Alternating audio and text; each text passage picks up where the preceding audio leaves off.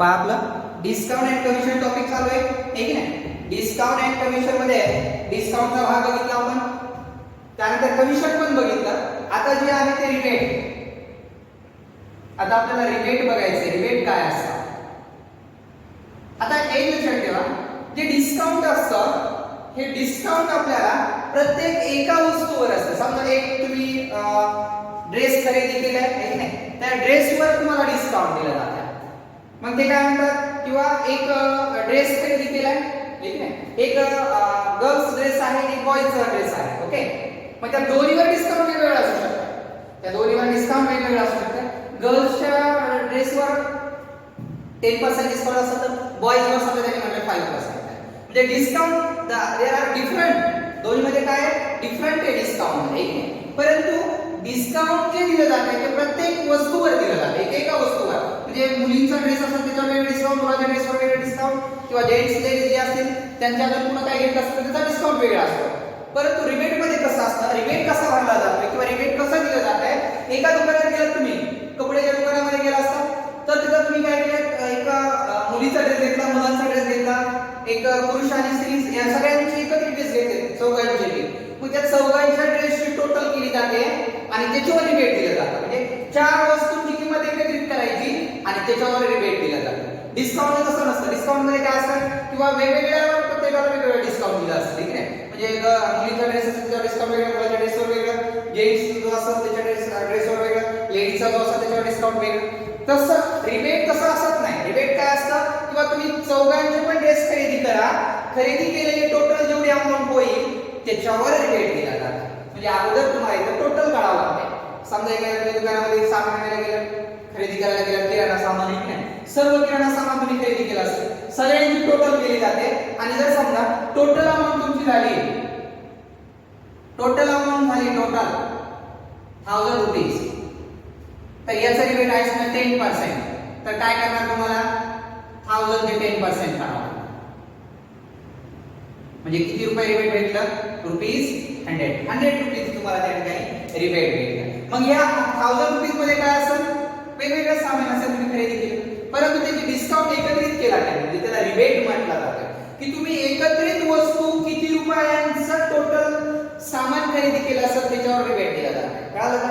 म्हणजे कमिशन कशावर असतं? ठीक आहे. कमिशन जे आहे एखादी वस्तू विकून दिली जाते त्याच्यावर कमिशन असतं. डिस्काउंट हे एका वस्तूवर असतं. एक वस्तू असेल तर त्याचा डिस्काउंट वेगळा असतो. आणि कमिशन मात्र ती एक वस्तू आहे ती विकल्याच्या नंतर, विकून दिल्याबद्दल किंवा खरेदी करून दिल्याबद्दलचं जे त्याचा मोबदला दिला जातो त्याला कमिशन म्हणतात. म्हणजे डिस्काउंट, कमिशन अँड रिबेट त्याच्यातला फरक काय? डिस्काउंट हे प्रत्येक वस्तूवर असतात. त्यानंतर कमिशन ही वस्तू विकून दिल्याबद्दल असतं. आणि रिबेट हे जे असतं हे रिबेट एकत्रित टोटल अमाउंट करून त्याच्यावर रिबेट दिला जातो. ठीक आहे. म्हणजे या स्वरूपात 3 आहे: डिस्काउंट, कमिशन अँड रिबेट. आपण डिस्काउंट बघितला, कमिशनचा मी क्वेश्चन घेतला, एक सॉल्व एक्झाम्पल घेतलाय. आता रिबेट बघायचंय. मग रिबेट कसं काढलं ते कळलं का? रिबेट हे टोटल अमाउंट वर दिलं जात आहे किंवा काढलं जात आहे रिबेट. एक क्वेश्चन बघू आपण. तुम्हाला जसं का कमिशनचा मी क्वेश्चन घेतला होता मी सॉल्व करून, तसं आपण काय करू? एक रिबेटचा क्वेश्चन घेऊ आणि रिबेट कसं काढलं जातं ते बघू. ठीक आहे. क्वेश्चन घेतल्यावर तुमच्या लवकर लक्षामध्ये येईल की रिबेट कसं पेड केलं जातं. बघा, सुधीर परचेस, एक क्वेश्चन आहे. Sudhir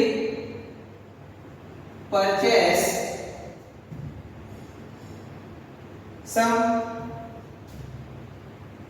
Sudhir purchased some items,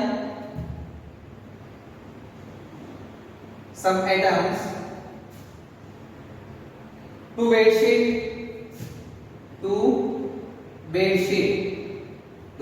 घेतले. 2 bedsheets rupees 375 each, प्रत्येकी 375 रुपये. त्यानंतर 2 फ्लोर मॅट्स घेतले. 2 floor mats rupees 525 each, प्रत्येकी 525 रुपये. हे एवढं त्यांनी काय केलं, खरेदी केलं. आणि पुन्हा काय म्हटलंय, on the purchase he receive a rebate of 15%. आणि रिबेट किती आहे, रिबेट आहे 15%. एवढ्या वस्तू खरेदी केल्या आणि त्याच्यामध्ये रिबेट 15%. आता सोल्युशन बघताना बघूया, किती बेडशीट खरेदी केल्या, 2 बेडशीट आहे. मग 2 बेडशीट मध्ये एका बेडशीटची किंमत किती आहे, 375 ईच प्रत्येकी. मग आपल्याला या ठिकाणी म्हणावं लागेल cost of 2 bedsheet, cost of 2 bedsheet is equal to 2 into 375 is equal to 375 गुणिले 2, 5 2 जा 10, 5 2 10 0 0 7 1, 7 2 14 1 15 0 5 7 6 1, 3 2 6 1 7 रुपीज 750. Cost of 2 bedsheet. त्यानंतर cost of 2 floor mats,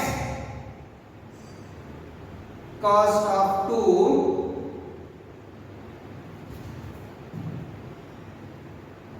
floor mats, 2 into 525, 5 2 10 0 0 4 1, 4 आणि 5 आणि 5 2 10. फ्लोर मॅटची टोटल प्राइस किती आली, 1050. ठीक आहे. हे रिबेट जे आहे 15%. आता बघा टोटल अमाउंट किती आली, 750 प्लस 1050. काय ऍडिशन दोघांची, 0 5 5 10 1 8 1, 1800 रुपीज टोटल अमाउंट किती झाली. टोटल अमाउंट जी भेटली ती आपल्याला भेटली rupees 1800. Total rebate, total rebate 1800 into 15% म्हणतात 15/100.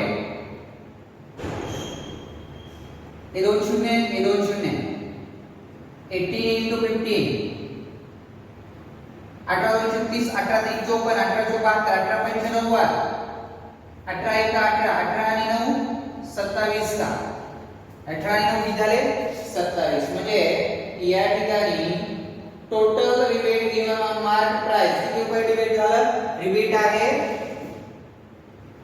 रुपीज 270 रुपीज, 270 रुपये रिबेट दिला. बरोबर आहे. मग आपल्याला या ठिकाणी रिबेट जर तेवढा असेल तर सुधीरनं किती अमाउंट पे केली असेल, सुधीर पे अमाउंट 1800 मधून रिबेट भेटलं 270 रुपये. 0 10 मधून 7 गेले 3, 8 मधून 3 गेले 5 रुपीज 1530, 1530 एवढे सुधीरनं काय केली असेल, अमाउंट पे केली असेल. पे अमाउंट सुधीर रुपीज 1530, 1530 रुपये. ठीक नाही, एवढी अमाउंट काय केली असेल त्याने पेड केली असेल. ठीक आहे. म्हणजे या स्वरूपामध्ये रिबेट काढला जाते की दिलेल्या टोटल अमाउंट वर आपल्याला काय करावं लागतं, रिबेट फाइंड करावं. ठीक आहे. आता बघूया या कमिशन आणि रिबेट वर आधारित जो प्रॅक्टिस सेट आहे तो. ठीक आहे. त्याला एकदम सोपा क्वेश्चन असतो, भाग एकदम सोपा. फक्त त्याच्यात काय करायचं, टोटल करून घ्यायचं रिबेट मध्ये आणि पुन्हा शेवटी तेवढं जेवढं रिबेट दिलं असेल तेवढं पर्सेंटेज काढायचं. कमिशन मध्ये मात्र कमिशन दोन्हीकडे काढावं लागतं.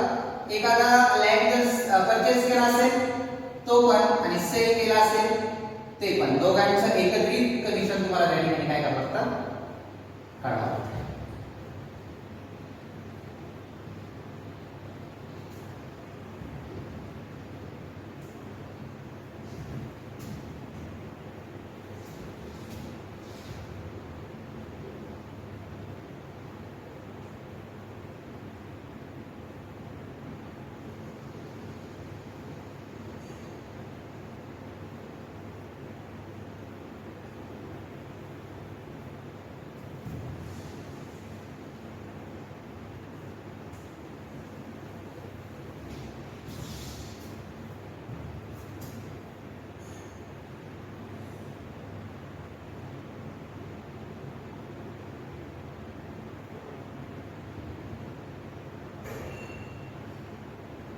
बघा practice set 9.2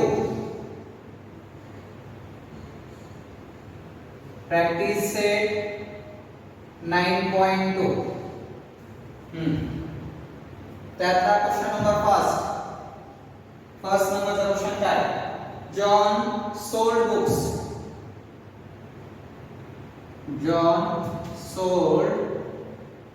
books worth rupees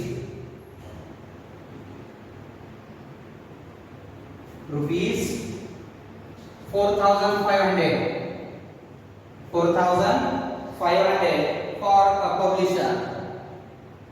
for a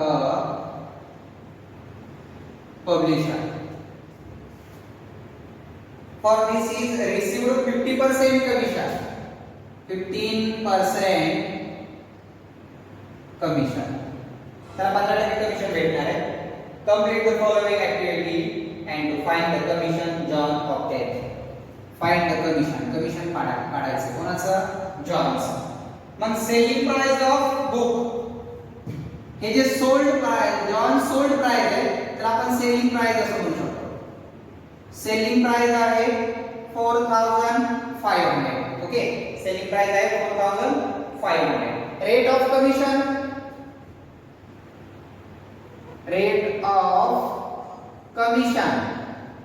किती आहे रेट ऑफ कमिशन 15% मग या ठिकाणी आपल्याला कमिशन काढावं लागेल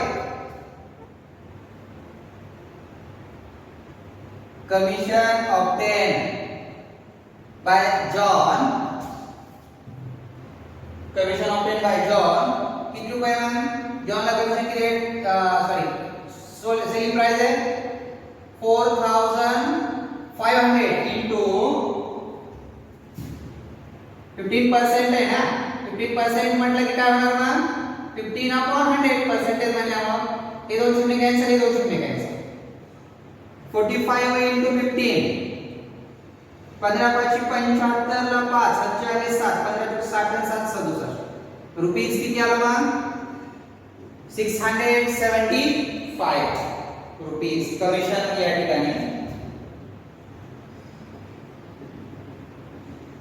commission is equal to rupees 675 675 रुपये एवढं कमिशन कोणाला भेटलं जॉनला ठीक आहे या स्वरूपामध्ये हा जो क्वेश्चन होता तो या ठिकाणी ठीक आहे आता याच्यानंतरचा जो सेकंड नंबरचा क्वेश्चन आहे तो आपण आता उद्या बघूया बघा आपला लास्ट प्रॅक्टिस सेट राहिला आणि हे झाल्यावर आपल्याला नंतर रिव्हिजन घ्यायचं ठीक आहे कमिशन वरचा कळाला क्वेश्चन बाकीचा आता उद्या लागेल चालतंय थांबू आपण या ठिकाणी